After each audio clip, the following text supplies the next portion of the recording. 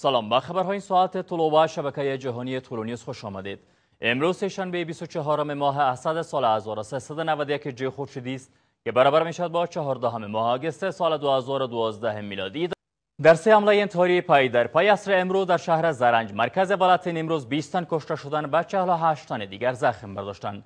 فرمانده پلیس ولایت نیمروز میگوید که دو انتحار کننده مواد انفجاری همراهشان را در بازار شهر زرنج و یک انتحاری دیگر مواد انفجاری همراهش را در برابر دروازه شفاخانه این ولایت منفجر ساختند. بر بنیاد گزارش‌ها 4 پلیس مشمول کشته شدگان و 10 پلیس دیگر مشمول زخمیان این حملات هستند.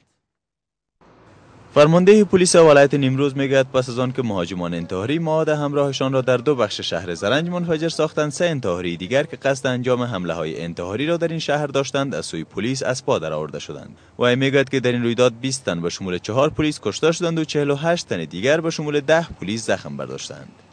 این در حالی است که مسئولان شفاخانه ولایتی نیمروز میگویند که تاکنون 28 کشته و 55 زخمی به این شفاخانه آورده شدند.